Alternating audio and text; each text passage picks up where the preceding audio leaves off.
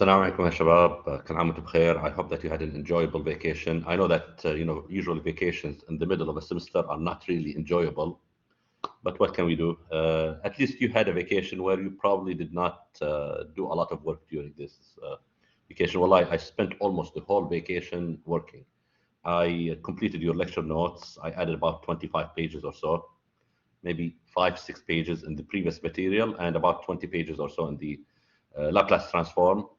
And then I graded the 2 quizzes for EE315 and their midterm exam, and I graded 1 quiz for you so far and the midterm exam, and there's still the last quiz that I did not grade. Inshallah, I'll grade later today or so. So I spent almost the whole vacation. I did a lot of things here and there in addition to that, that are not related to teaching. So anyway, I spent almost the whole vacation working. So really, I truly did not enjoy the vacation in the sense. It was okay. At least I was not teaching, so it wasn't a big deal. But I spent most of the vacation working. Before the vacation, if you remember, gentlemen, I started working, or I started discussing something called the Laplace transform. And the Laplace transform is just another transform similar to the Fourier transform. It has its own applications, which requires us to explain it just like we explained the Fourier transform. The good thing about the Laplace transform is that let's say the material that we need can only be condensed into about 3 lectures. So we spent approximately 1 lecture in it, which was just for the vacation on Wednesday, I think 14 July or so. I don't remember the exact date, but it was the last class before the vacation. So we started discussing it. We spent approximately 40 minutes in that lecture on the Laplace transform. And I promise you that I, inshallah, will complete the topic of the Laplace transform, or whatever material we complete in those 2 classes is the only thing that you will be responsible for. And what I will do now is I'll just give you a kind of a quick reminder. And if you need more details, go to the last class before the vacation. We said that the Laplace transform is just like the Fourier transform. It's something that takes a signal from time domain to frequency domain. So we have an x of t that we transform into frequency domain, capital X of s. And the way that we transform a signal from time domain to frequency domain typically requires us to integrate the time domain function multiplied by some exponent, usually. It's not always, but some exponent, e to the power of minus st. Okay? This is not that different from the Fourier transform. In fact, we can get the Fourier transform from the Laplace transform if we remove s. Okay, if s is equal to j omega, then we transform, or we convert the Laplace transform into into Fourier transform. In fact, the Laplace transform is more general than the Fourier transform. Why? Because s is what we call the complex frequency, and it has the following format. It's sigma plus j omega. Sigma is called the real frequency. Omega is called the imaginary frequency. If we set the real frequency sigma to be equal to 0, then we end up with the Fourier transform. And basically, the Laplace transform becomes equal to the Fourier transform, because if you set sigma to be equal to 0. This is why the Fourier transform, as I mentioned, is kind of a special case of the Laplace transform. And this is basically the formula that we talked about at the beginning when we talked about the Laplace transform. The problem with this, or let's say the issue with this, is that this Laplace transform is called bilateral. Bi means 2 directions or 2. Lateral means directions. So this Laplace transform is 2 directional because we're integrating on the negative side of s and on the positive side of s. The Laplace transform that we're interested in is called unilateral, meaning only single directional. Now, when we're talking about single directional, we could either have the negative side, meaning integration from minus infinity to 0, or the positive side, which means integration from 0 to infinity. We are interested in the positive side. And this is why we are interested in the following formula for the Laplace transform, which is basically the integration. Oops, what just happened? My apologies. I don't know. I think I jumped down.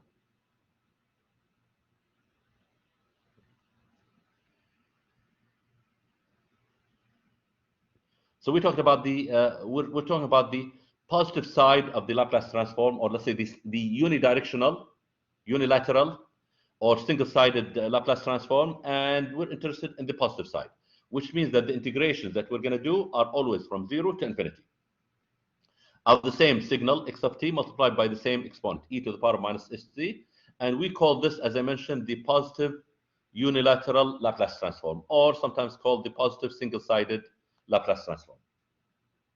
This helps us, or let's say this benefits us better than the bilateral Laplace transform. So forget about the previous one. Now, if we have a Laplace transform, or if you have a formula that will take us from time domain to frequency domain, we expect that there must be a formula that will take us from frequency domain to time domain, just like the Fourier transform. We had one formula that takes us from time domain to frequency domain, and another one that takes us from frequency domain to time domain. And we use both. We could have used both to go from time domain to frequency domain, and the opposite. The problem with the Laplace transform formula, or the inverse Laplace transform, is that it's quite complicated. The integration there is not that useful. We're not going to be able to use this to find the inverse Laplace transform of a function. So forget about this. We'll never use it. We will use another technique that will allow us to find the inverse Laplace transform of functions that we'll talk about, inshallah, either in this hour or the next hour. Okay, so now this is kind of the introduction of the Laplace transform that we talked about last class. Maybe a couple of more points. One of them is whenever we have a signal, time domain signal and frequency domain signal, where we obtain the frequency domain signal from the time domain signal by using the Laplace transform formula that we have above, which is this one. Okay, we say that the two functions there form a Laplace transform pair, just like the Fourier transform. Also, we had x of t sometimes form a Fourier transform pair with some frequency domain signal. Okay, so also for the Laplace transform of two functions, if x of s is obtained from x of t using the Laplace transform formula that we have above, then we say that those two functions are Laplace transform pair. And I'm going to be using LT, although if you go to some books and so on, you'll find that they use that scripted L. Okay, but I couldn't find this in the tool that I'm using for writing equations, so I'm using LT. What I did also in the last class is I went and found the Laplace transform of some functions. So I found the Laplace transform, I think, I don't remember which functions I found the Laplace transform for, but I've listed there 4 or 5 in which I found the Laplace transform, just to give you an idea of how to find the Laplace transform. For some functions, when you try to find their Laplace transform, like the impulse function, shifted impulse function, their Laplace transform is quite simple and it's straightforward. There's nothing there's nothing more complicated than finding the Fourier transform. Okay, so you just do the integration, evaluate, and remember that the impulse, when you integrate it from, let's say, if you have an impulse and you integrate over an interval that includes the impulse, okay, then the integration of the impulse becomes equal to 1. So basically, what will happen is this e to the power of minus st goes out after you evaluate for t by t0, and we'll end up with e to the power of minus st. And so it's straightforward. It doesn't require that much, it's not complicated at all. So we end up with the Laplace transform of delta of t minus t0 being equal to e to the power of minus st0. If t0 happens to be equal to 0, meaning I have an impulse that exists at 0, we'll see that the Laplace transform is equal to 1. Okay? So this is straightforward. Now, the problem happens when we try to find the Laplace transform of some functions that are long, for example, that go from 0 all the way to infinity. Why do we have a problem? Because when we try to evaluate the Laplace transform, if you go over this step by step, I'm not going to go over it, okay? We'll end up with this. This is the result of the integration. And we're evaluating this from t0 to infinity, because we have a step function in here, which is u of t minus t0. The step function basically changed the limit from 0 to t0. So now the limits of integration are from t0 to infinity. Now, when we evaluate this integration at t0, we don't have a problem. Basically, we end up with 1 over minus s e to the power of minus st0. Remember that we're substituting for t, not for s. So when we substitute for t with t0, we don't have a problem. Now, the problem happens when we evaluate the integration at infinity. And why do we have a problem? Let me just remind you, this is what we said last class. Remember that S is complex, so it has this form. And therefore, e to the power of minus st, we can write it as e to the power of minus minus sigma t, okay, multiplied by e to the power of minus j omega t. When I evaluate for t at infinity in the complex exponential, I don't have a problem. Why? Because e to the power of minus j times infinity is e to the power of minus j infinity, or e to the power of j infinity. Both of those are finite in magnitude. Remember that this, I can always use the Euler's formula, e to the power of minus j omega is equal, or e to the power of minus j theta is equal to, or e to the power of j theta is equal to cosine theta plus j sine theta. And when you plug in theta to be equal to infinity or minus infinity, the cosine and sine are always finite, are between 0 and 1. And if you try to find the magnitude of this complex number, you'll always find it to be equal to 1. Okay, so the magnitude of any complex exponential will always be equal to 1. So I don't have a problem with that. The magnitude does not go to infinity, or does not go to minus infinity. The problem occurs from the real component in here, or the real frequency. When I plug in t to be equal to infinity, there is always the chance that this part in here will become equal to infinity. And there is also the possibility that this becomes equal to 0. So look, if sigma happens to be equal to positive value, e to the power of minus positive value multiplied by infinity becomes e to the power of minus infinity. And e to the power of minus infinity is equal to 0. So I don't have a problem. But if sigma happens to be negative, then e to the power of minus a negative value, which means e to the power of positive value multiplied by infinity, becomes equal to infinity. And e to the power of infinity is equal to infinity. Yeah? So we'll have a problem in here. So we say that some Laplace transforms, like for example, the Laplace transform of this, the Laplace transform of the step function, has a region of convergence, a region in which the Laplace transform is defined, it's well defined, it's not equal to infinity. And if you are outside this region of convergence, the Laplace transform does not exist, okay? Or does not converge. And we see, for example, in this situation, that the Laplace transform will exist if sigma is greater than 0, is positive, greater than 0. If sigma is less than 0, then I'm going to have a problem.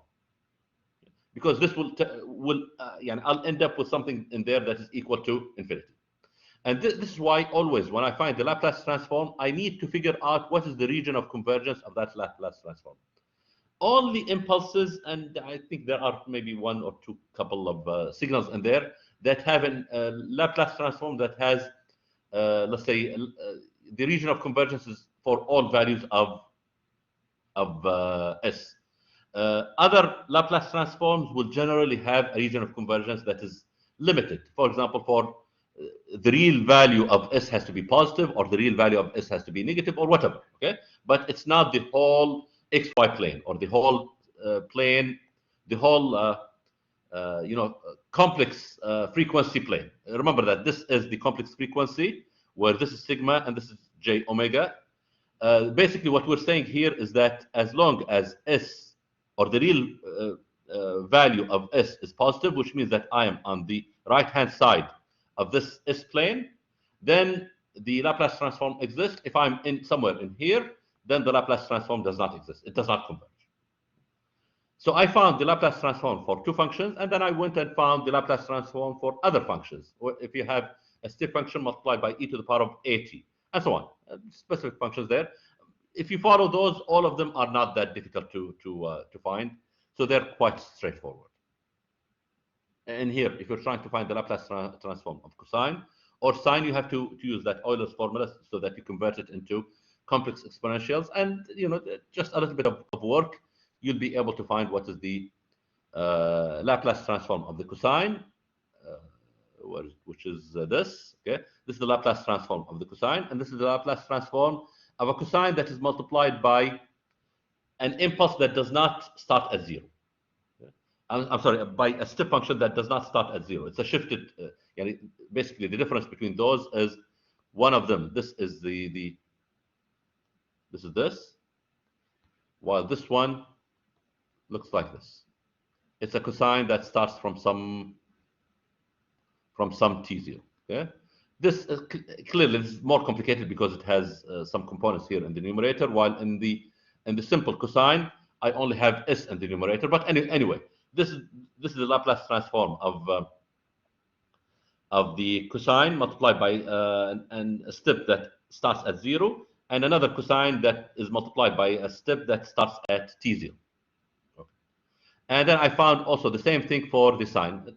Just follow exactly the same process, and you'll end up with the following Laplace transform for the sine multiplied by step function that starts at 0, and the other one multiplied by a step function that starts at at some t0. Now, after that, clearly the logical thing would be to talk about some of the Laplace transform properties. So if I remember correctly, this is where we reached just before the vacation. So now let's talk about the Laplace transform, some of the Laplace transform properties. Just like the Fourier transform, we had, if you remember the table of the Fourier transform, we had two tables. One table was for Fourier transforms, meaning if I have this function, this is its Fourier transform. So it was for Fourier transform pairs. And another table that I wrote to the right of it, you can refer back to it. I don't have it in here in the lecture notes because I only have from the Laplace transform downwards. But if you look at the table of the Fourier transform that we had in the lecture notes, you'll find that it's divided into two parts: Fourier transform pairs and Fourier transform properties. Exactly the same thing happens with the Laplace transform. This, think of the one above in there as Laplace transform pairs. And now we need to talk about Laplace transform properties. What happens if you shift a signal in time? What happens if you multiply a signal by a constant? What happens if you integrate a signal? What happens if you differentiate a signal, and so on? So we need to figure out what is their Laplace transform in terms of the Laplace transform of the original function before we shifted it, or before we integrated it, or before we differentiated it. Okay. So what I'm doing is I'm taking I'm assuming that I have a signal x of t with its Laplace transform, capital X of s, and this is the Laplace transform, and this is the inverse Laplace transform, although we're not going to be using it, but I just put it there. In fact, what I did is I copied the material from the Fourier transform and then changed the different functions. So let's start with the linearity. What happens if I add two signals, okay, and maybe multiply them by a and b? Okay? You see that the Laplace transform will be straightforward. It will be equal to the multiplication of the two individual Laplace transforms. Each one of them is multiplied by whatever I multiplied the original functions by, and then add the result. So this is straightforward. I'm not going to even go further in explaining it. Now, what will happen if I scale a signal? Scale in time. Scale the time variable of a signal by a, and let's say that a is greater than 0 here. And the reason why we're saying in here a is greater than 0 is that if we're talking about a signal that is, let's say, for example, a signal that looks like this, which is only defined for positive values of x of t. Okay? If you scale it with a that is negative, this will go to the negative side. And remember that the Laplace transform that we're interested in always goes from 0 to infinity. So if you flip this to the other side, you end up with 0. Okay? So we're not interested in scaling a signal and flipping its time to the negative side. Okay? So we're assuming that always the scaling that we're going to be working on will always result in the signal remaining on the right-hand side, of t, meaning that it's only non-zero for values of t that is between, let's say, 0 and infinity. By the way, if you take the Laplace transform of a signal that has only a negative component, for example, a signal that looks like this, okay, and you take the unilateral Laplace transform of this, you'll end up with 0. So we're always assuming that our signals will always, let's say, they're either defined from 0 to infinity, okay, or even if they're defined for values of t that are less than infinity, we don't care about that part. You can always assume that your signal is always multiplied by u of t, meaning any part that is to the negative of t equal to 0 in here, okay, has been cancelled. It has been removed. So if I tell you, for example, find the Laplace transform of cosine 3t, it's exactly as if I ask you to find the Laplace transform of this signal. It's exactly like asking you to find the Laplace transform of cosine 3t multiplied by u of t. Asking you to find the Laplace transform of this is exactly like asking you to find the Laplace transform of this. So if I take this thing and flip it all the way to the negative side, clearly the right-hand side will have 0, so its Laplace transform will be equal to 0. This is why we're assuming here that all of the signals that we're going to be scaling in time will remain on the right-hand side. A is always greater than 0. Maybe I'll shrink it, maybe I'll expand it, meaning A is 0.3, or it could be 5, but A is never negative, because negative means flipping it to the negative side, which basically will be cancelled by the step function that I will multiply that signal by. Or basically think of it this way. When you integrate it by this integration from 0 to infinity, you'll end up with 0. Okay, so if I scale in time, yeah, all I did is just did some change of variables. I defined some tau that is equal to A. Tau is equal to AT, and then did some change of variables in the integration. And you see that the Laplace transform of that scaled version or time scaled version of x is equal to 1 over A, capital S over A. And this is, by the way, this was very similar to a formula that we had in the Fourier transform. Let me just remind you of it. AT was equal to, if I remember it correctly, there was just an absolute value of A there, multiplied by x of omega divided by A, if I remember correctly. This was the formula. And the reason why we had the absolute value there is that A could be positive or negative. In this situation here, A is always positive. So this is why the formula there will work out. It's exactly the same as the one that we had for the Fourier transform. And then we had the time differentiation. What happens if I differentiate a signal in time domain? Its Laplace transform is quite simple. Well, the process is a little bit complicated, okay? But the Laplace transform will end up with the following. If you differentiate a signal in time domain, its Laplace transform, you multiply it by s, but you have to subtract x, small x, evaluated as 0 positive. This is, if you think of it, this is what we call the initial condition.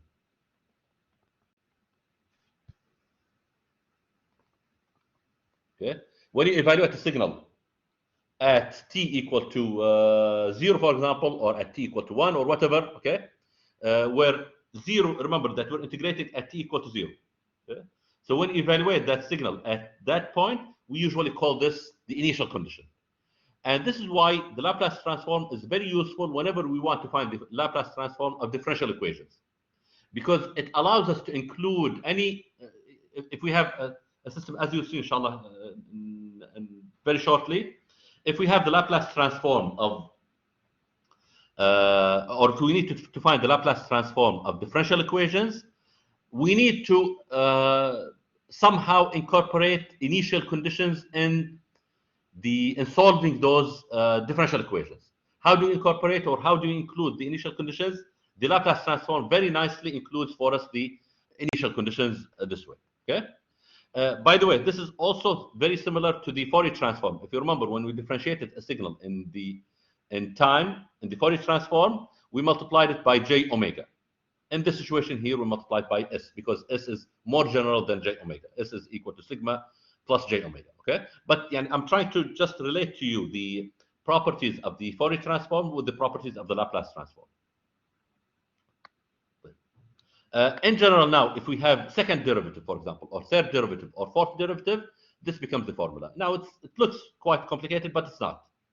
All you do is, for example, if you have the third derivative, you multiply the Laplace transform of the original function x of t, which was capital X of s, we multiply it by s to the power of 3. If we're taking the third derivative, we multiply it by s to the power of 3. And then each time we take s to the power of 2, we subtract s to the power of 2, multiplied by the initial condition of x. And then s to the power of 1, multiplied by the derivative of x of t. We take x of t, differentiate it, and then evaluate the derivative, don't evaluate the signal x of t, evaluate it as 0, and then take the derivative. This is not how we do it. We take x of t, differentiate it, and then evaluate the derivative at t equal to 0. And then multiply it by s to the power of, remember, we started with s to the power of 3. Okay? So s to the power of 2 in here, s to the power of 1, and then where is it? Okay, and in here s to the power of 0 multiplied by, we take x of t and differentiate it twice, and then evaluate the second derivative of x of t, evaluate it at 0, and so on.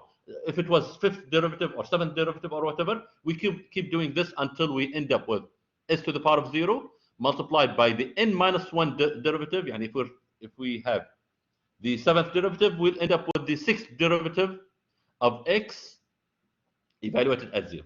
Okay? So this is basically the Laplace transform of the derivative of a signal x of t. If I give you a question on this, for sure I'm not going to give you more than maybe the second derivative, probably either the first derivative or the second derivative, meaning either I'll end up with something that looks like this. Let me just erase this mess. Either I'll end up with something that looks like this, or d by dt squared in here of x of t will end up with something like s squared x of s minus s to the power of 1 x of 0 positive minus s to the power of 0 d by dt of x of 0 positive. Okay, this is the worst that you're going to have. Okay?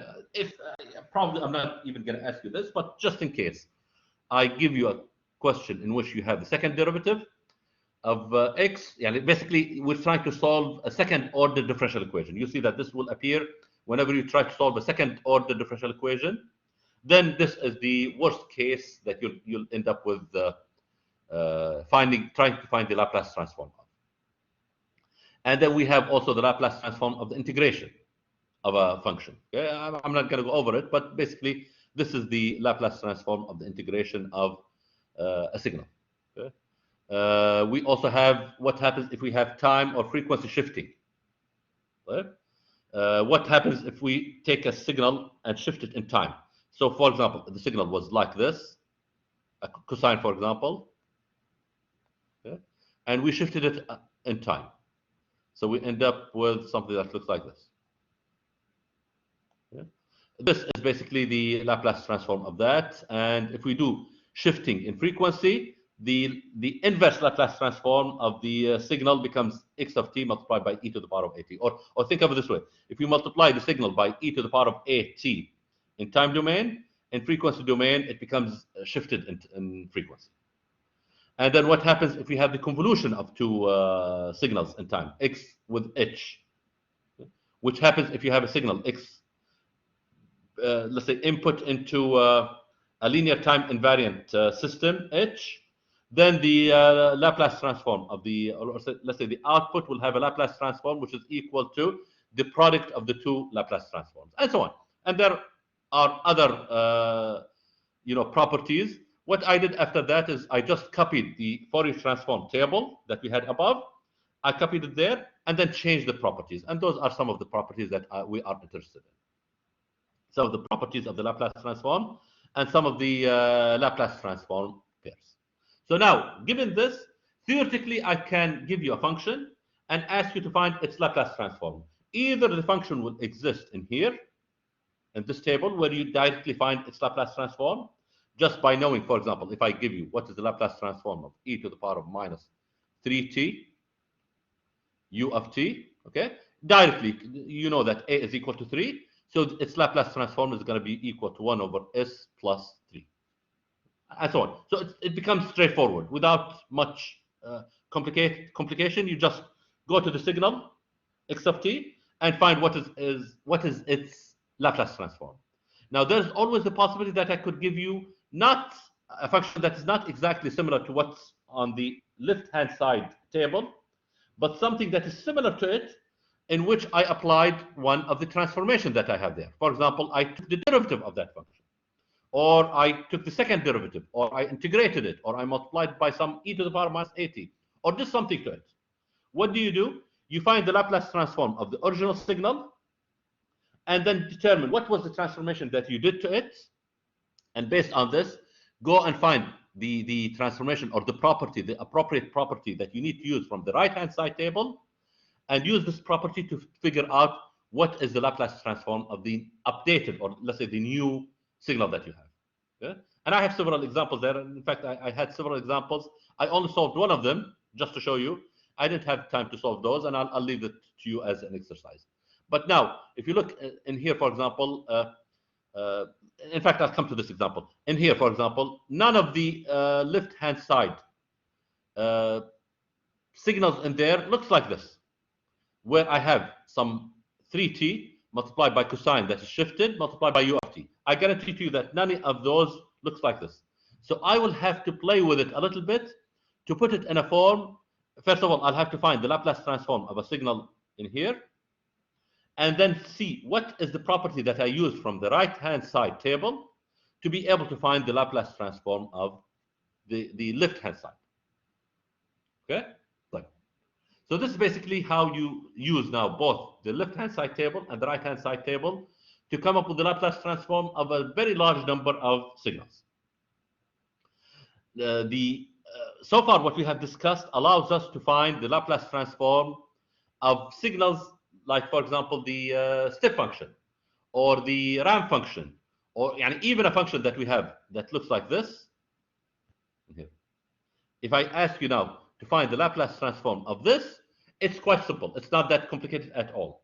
You see, I was not able to find, or it was not easy to find the Fourier transform of a signal like this.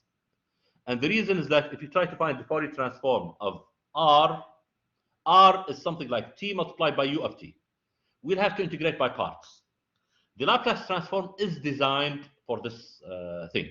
So what I did in here is I tried to find the Laplace transform of this function. So what I did is I converted each r into its format, or its let's say alternative representation. R of t plus 2 is nothing but t plus 2 multiplied by u of t plus 2. So the 3 is just a concept there.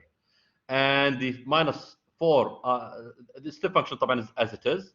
Okay? Minus 4 r of t minus 1 becomes minus 4 t minus 1 multiplied by u of t minus 1, and so on. Now, if you notice in here, the Laplace transform allows me to find what is the Laplace transform of t multiplied by u of t. So if I have t minus 3, u of t minus 3, all I have to do is just take one of the properties, which is this one, okay, to find what happens to the Laplace transform. And this is exactly what I did in there. I represented the function in the form of t multiplied by u of t, okay, and then each time found the Laplace transform, which happens to be equal to this, this, this, this, and this. Those are the Laplace transforms of the ramp, step. This is the ramp. This is the step, u. This is another ramp. This is the impulse, delta, and this is a ramp. Okay? And then each one of them, I just multiplied it by e to the power of minus s whatever. Hold on, let me see. By the way, I think I made a small mistake, and the mistake that I did is those are shifted to the left. I will have to correct this. Okay, those are shifted to the left, so those are not accurate. Okay, my apologies. I think I'll change this so that all of them are shifted to the right. Remember that when I shift to the left, part of the signals go to the left, which means that when I find their Laplace transform, so you see, I made a mistake. When you shift them to the left, the Laplace transform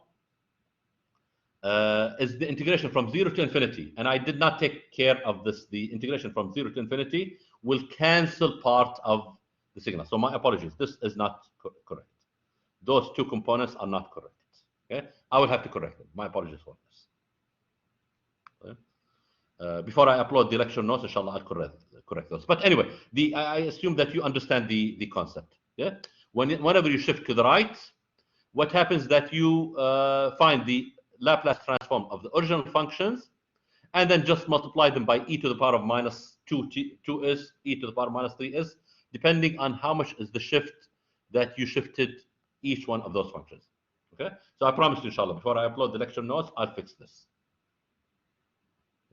And I'll leave the last two examples for you to go and work on, try to figure out how to find their Laplace transforms. Okay? Yeah. Okay. Now we have talked about the Laplace transforms. We haven't talked about the inverse Laplace transform. And I mentioned earlier that the inverse Laplace transform, we're not going to use that formula. And let me just remind you of the formula or of the function. We will not use this formula. Where is it? It's here. Yeah. We will not use this. We said that this, I'm trying to erase in here, but it's not erasing. My computer heated up, so it's becoming very slow. Okay, anyway, I was trying to erase, but I was not. Okay, so this formula, gentlemen, we will not. What's going on? Yeah. This formula, even I'm having difficulty writing. Yeah. So this formula, we will not use it, gentlemen. Why? It will not.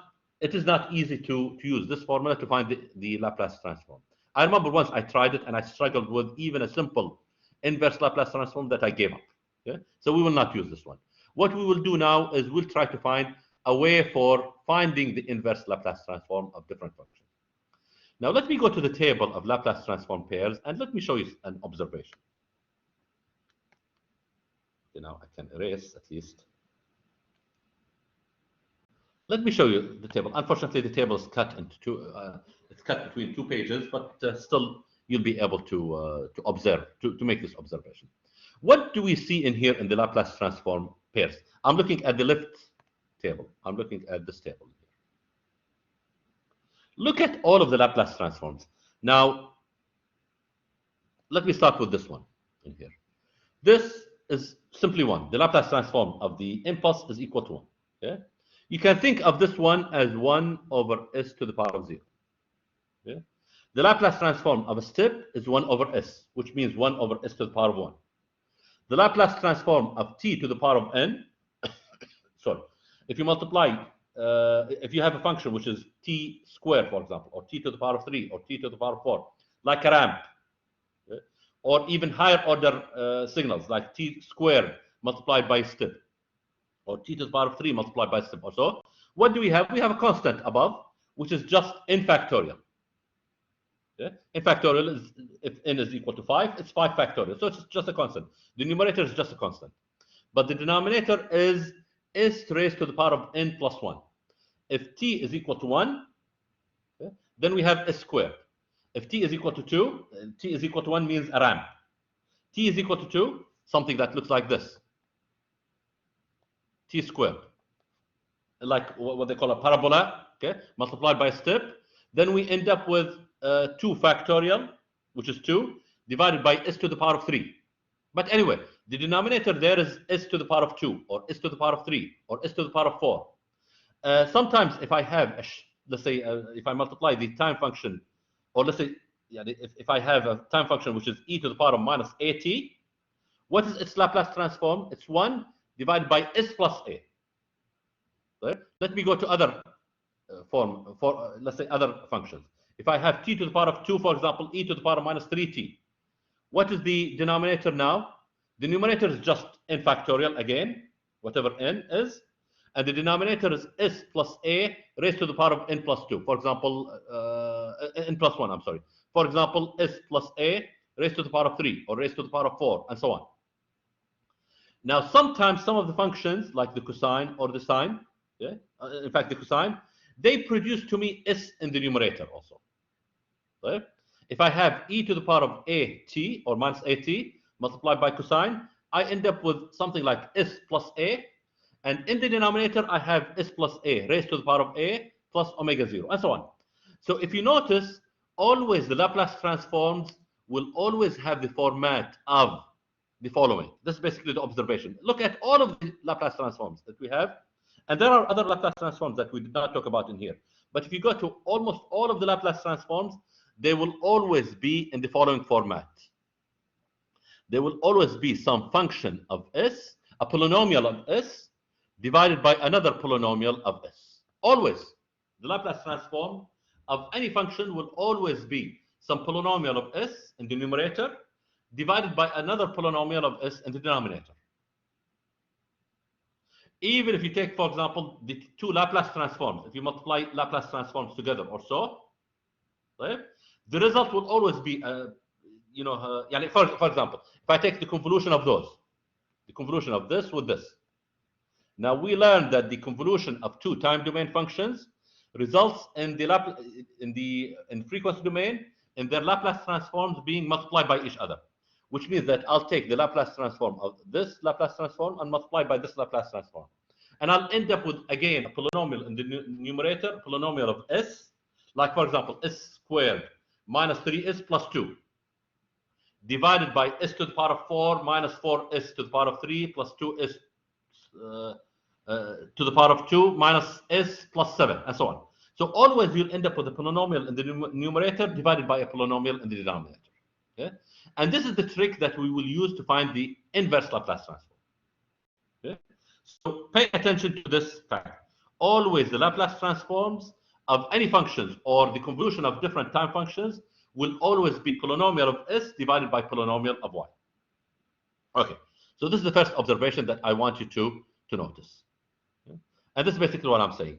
Always the Laplace transform of any function will always be a polynomial of s, which we can always factor. You remember that any polynomial that you have in s, you can always factor it into specific factors. Something like s minus 1 multiplied by s plus 2 multiplied by s minus 3 plus s multiplied by s plus 7, and so on, in the numerator as well as the denominator. Always you can represent the numerator and denominator as, since they are polynomials of s in the numerator and denominator, we can always factor them. Now, if you have a polynomial in third degree polynomial in the numerator, you can always represent it in terms of 3 factors.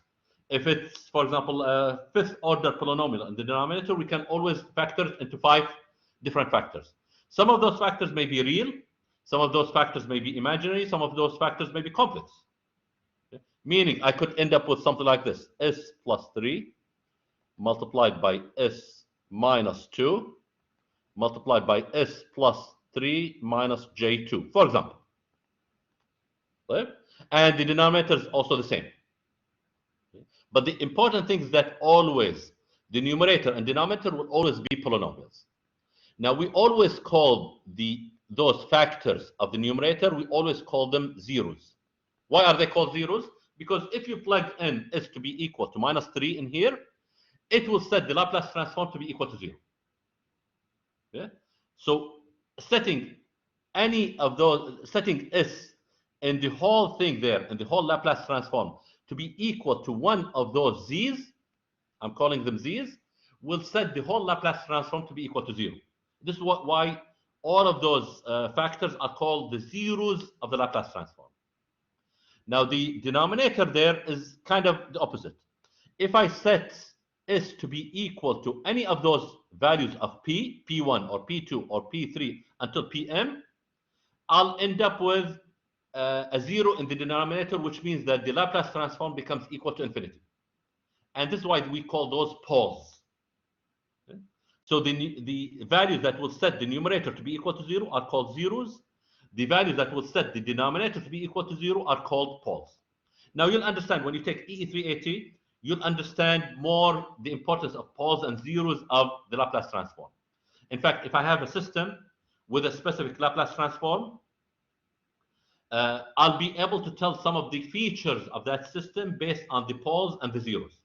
Meaning whether that system is stable or not, meaning if I put some inputs into that system, whether that system is going to go crazy, produce to me, for example, infinity or so, I'll be able to tell from the poles and the zeros. And knowing information about the poles and the zeros will tell you a lot of information about how the system behaves. Okay? This is why knowing the poles and zeros of systems is very important. In fact, you see that EE207 will focus on what are the poles and zeros of different systems. Okay? Anyway, I'm not going to talk about this, but I just wanted to let you know what is the importance of zeros and poles of the Laplace transform.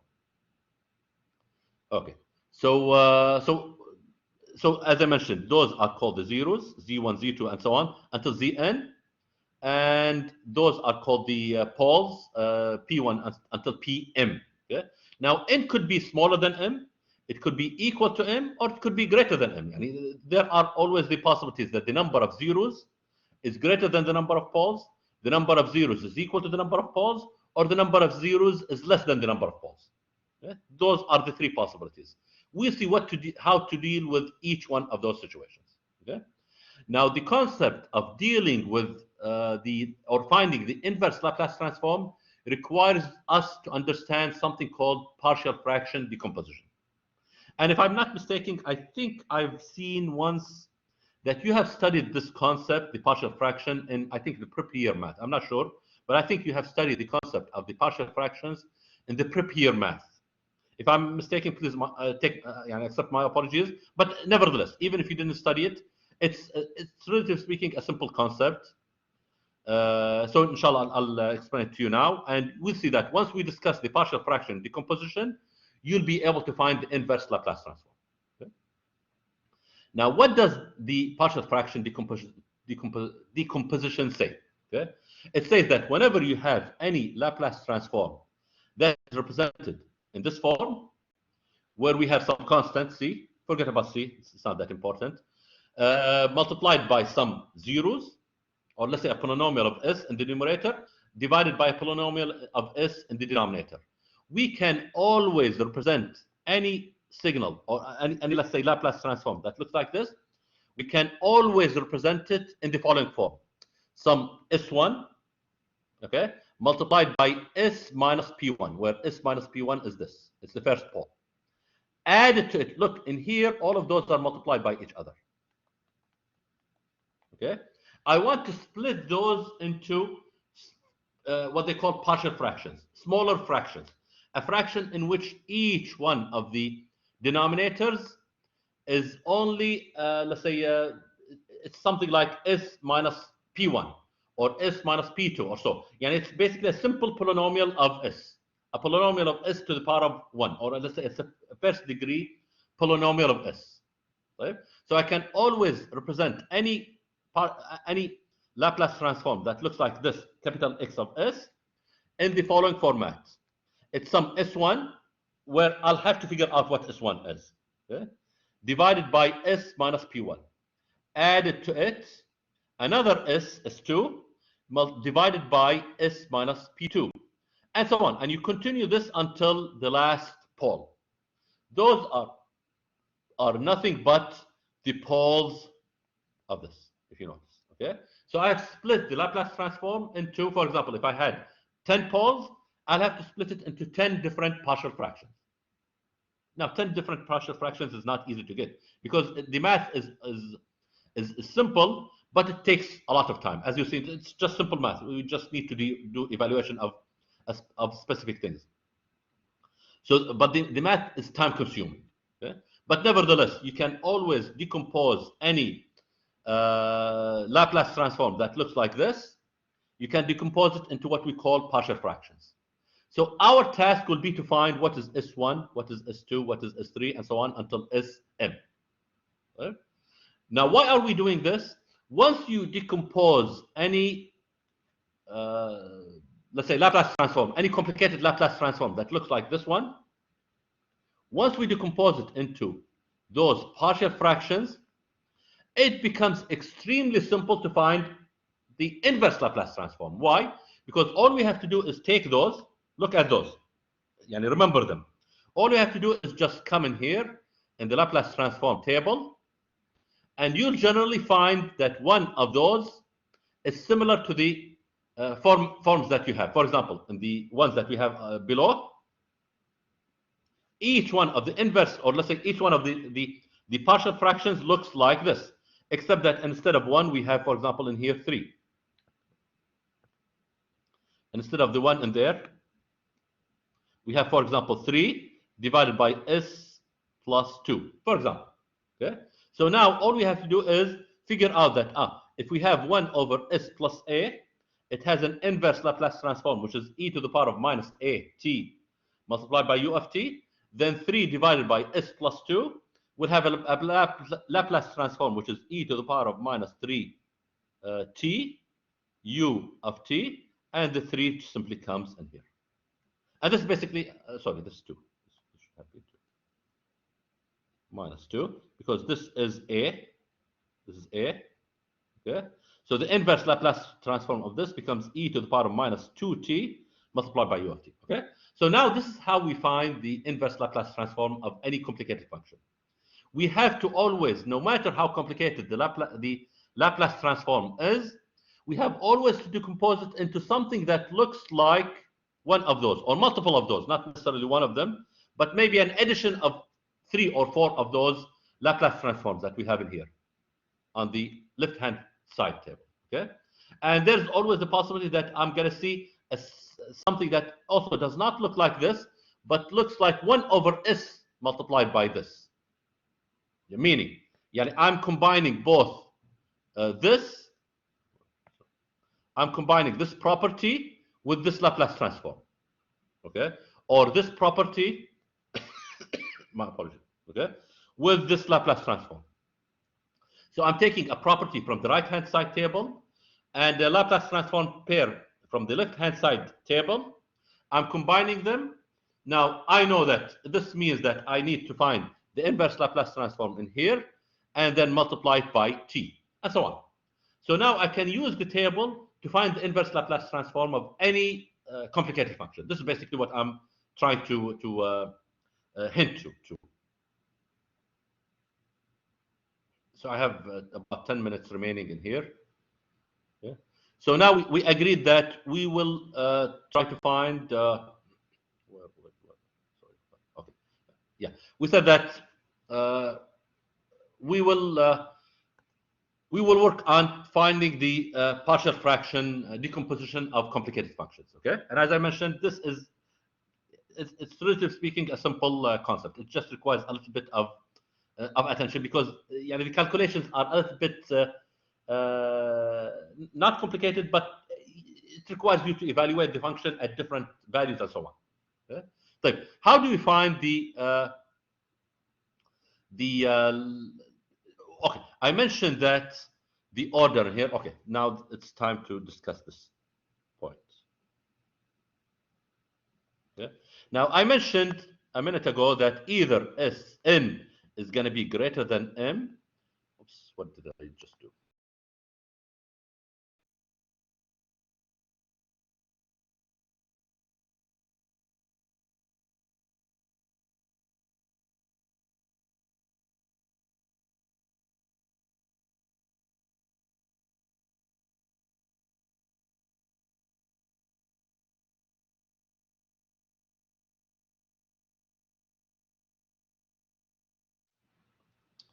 Okay, I hope that my apologies. Okay, it's still recording. My apologies. I by mistake I clicked on the button on the off button on the computer. So so I think it disconnected, turned off. So I had to restart it. Okay, let me just share with you because I think that you don't see the actual notes. My apologies for this. Sometimes I get so excited and I put my hand on the computer and by mistake I clicked on the power button of the computer. Okay, so gentlemen, we said that whenever you have any Laplace transform that looks like this, we'll have one of 3 possibilities. Either n is greater than m, n is equal to m, or n is less than m. Okay, meaning the power, or let's say the number of zeros is greater than the number of poles, the number of zeros is equal to the number of poles, or the number of zeros is less than the number of poles. Zeros are the numerators, the number of, let's say, parentheses, or the power of the numerator, and the poles is the power of the denominator. Now, if we have the third situation, it's the easiest. Okay, let's deal with the upper 2. If we have n, the numerator, the power of the numerator is greater than or equal to the power of the denominator, okay, the first thing that we have to do is we have to do what we call long division. What do we mean by long division? We have to always write x of s, the Laplace transform, as some polynomial of s that does not have a denominator. Notice that there is no denominator there. Okay? So a polynomial of s that does not have any denominator plus another polynomial of s that is divided by a third polynomial of s. How do we do this? We have to use what we call long division. And I have an example down that explains this. Okay? So we have to divide this polynomial in here, and we'll have to expand it, and then divide it by this polynomial. What do I mean by expand it? Write it as s to the power of 4 plus s to the power of 3 plus s to the power of 2 and so on, divided by s to the power of 2 multiplied by, s to the power of, let's say, 2 plus s to the power of 1 plus s to the power of 0 and so on. Okay? So we have to expand it this way and then do long division. Okay? And once you do the long division, you'll end up with something like this. For example, s to the power of 3 plus s 2s to the power of 2 plus s to the power of 1 minus 3, divided by s to the power of 2 plus s to the power of 1 minus 3, for example. Okay? When you do the long division there, you'll end up, for example, with s to the power of 3. In here, the power of the numerator, when you subtract from it the power of the denominator, you'll end up with the power of the result. Yeah? So in here, I'll have s plus 3, for example. And then at the end, I'll get a remainder. For example, s to the power of 1. The remainder power will always be less than the power of the divisor, I think they call it. Okay? The power of this has always to be less than the power of this. So for example, in here, I'll end up with s to the power of 5. So now I can write this divided by this to be equal to this thing, which comes here, okay? Plus the remainder divided by this. Okay? So this is the remainder. Okay? And this is I think they call it the divisor. This is basically this thing. Okay? So this is the first step that I have to do. Whenever the numerator has power that is greater than or equal to the denominator. Okay? If the numerator has a power that is less than the denominator, then I do not have to go over this step. Okay?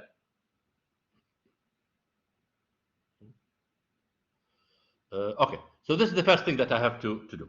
Now, what comes after the, let's say the first step that I have to do. If the numerator has a power that is greater than or equal to the denominator, I have to do long division and write the Laplace transform as a polynomial of s plus another polynomial of s divided by a third polynomial of s. Okay? So we set this aside. Now, let's forget about this side. Forget about this. Okay? Now, let's only do partial fractions for this part. The partial fractions, you only do it for the part of the Laplace transform, which is written as numerator over denominator. The part of the Laplace transform, which is just a polynomial, this part in here, you do not need to do anything with it. In fact, we'll be able to see, we can easily see what is the Laplace transform of this using the table. I'll show it to you, inshallah, in probably next lecture. So let's work on this right-hand side only. Let's try to find the Laplace transform, or let's try to find the partial fractions expansion of this. Okay? Now, to find the Laplace transform or the partial fraction of this part, you have to decompose the denominator. What do I mean by decompose the denominator? You have to write the denominator as not a polynomial of s, but you have to write it in this form. Okay? Now, this is maybe the tricky step. Why? Because it's not always easy to factorize polynomial. Maybe if it was a second degree, maybe you can factor it using that what they call the Qanun Am, the general formula for factoring second order equations. Basically, if I have something that looks like this, s squared plus 3s plus 5, and I ask you to write it in the form of s plus or minus something multiplied by s plus or minus something. Okay, you can always use that formula, which says that it's minus b plus or minus square root of b squared, okay, minus 4ac, okay, divided by 2a. Right? You can always use this to determine what are the two values there that I can decompose this formula into. But if this was a third degree or fourth degree or fifth degree or seventh degree or 10th degree, how you can do it? In most situations, they'll do it numerically, meaning you plug it into a computer or so, which will find for you the zeros of that. What values will set this to be equal to 0? There are a lot of techniques that will allow you to find this. In this course, we're not interested in finding those techniques, but if I give you a formula like this, it will either be second degree, or I'll even tell you that the poles are, or let's say the values that will set the denominator to be equal to 0 are this, and that. Okay, so that you do not need to struggle with this, because this could take you honestly half an hour or an hour just to find it for a third or fourth degree, because sometimes you have to evaluate at different values of S to set this to be equal to 0, and if the values of S are not integers, it could take you an hour to do this, and sometimes even longer than this. Okay? So I do not want you to struggle with this. But let's say the process says that you have to decompose the denominator there into a form that looks like this. Forget about the numerator. The numerator is not important. Only the denominator. You have to factorize the denominator, put it into this form. Now, once you factor the denominator there, okay, into this form, you see that the denominator, all of those terms in the denominator will have one of three possibilities. Okay? Each one of those terms will have one of three possibilities. Either the components in here, each one of those terms will be a real pole, meaning I'll end up with something that looks like this, S minus 5.